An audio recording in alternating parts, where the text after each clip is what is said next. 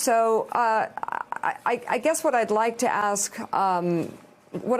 you, Sir Jonathan, is whether or not you see a direct link between the events of the past 4 years and the leadership we had and the rise in hate that we are witnessing here today in America.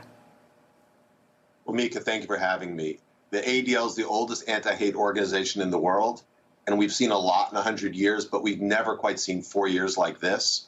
There is no question that there is a relationship to people in positions of authority, elected officials at the highest level, demonizing their opponents, denigrating minority groups, and the explosion of hate that we've seen that's targeted Jewish people, the Latinx community, and as we've seen in a terrifying way in recent months, the AAPI community.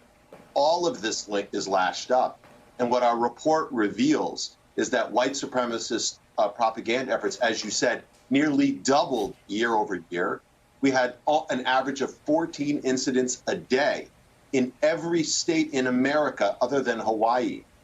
And this is terrifying because what we've seen these groups do is use the language that the president pioneered, like America First, or Reclaim America, or this false patriotism, to push prejudice, to denigrate immigrants, African Americans, Jews, and other minorities. And we need to recognize that that kind of language has a real cost. So when Senator Johnson makes the inexplicable comment, truly, that he was not concerned about what happened on January the 6th, Mika, those weren't protesters.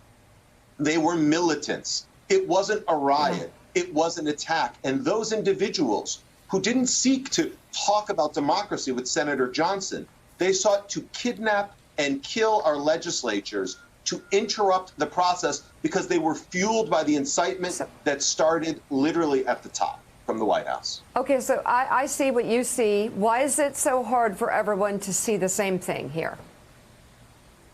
It's rather staggering. There is no narrative, Mika, as he said. There are only facts. And here are the facts. Right. Language can metastasize into harassment, vandalism, and violence. And there is a through line, if you will, from Charlottesville to Pittsburgh to El Paso to, again, the violence that we've seen against the Asian American community. And you can try to put a political sheen on this. And you could suggest that somehow, what if there were mobs of other people? But you see, there are no mobs of other people. There is no organized armed Antifa movement. There is only the reality that extremists over the last decade, right-wing extremists, have been responsible for 75+% of the hate-caused murders in this country. And the facts, they simply speak for themselves. We all do ourselves a disservice, Republicans or Democrat, conservative or liberal, when we deny the reality that white supremacy is a terror threat that actually threatens us all. Hey, thanks so much for watching our YouTube channel. You can follow up on today's top stories and breaking news, or catch up on your favorite MSNBC shows all in one place. Download the NBC News app today.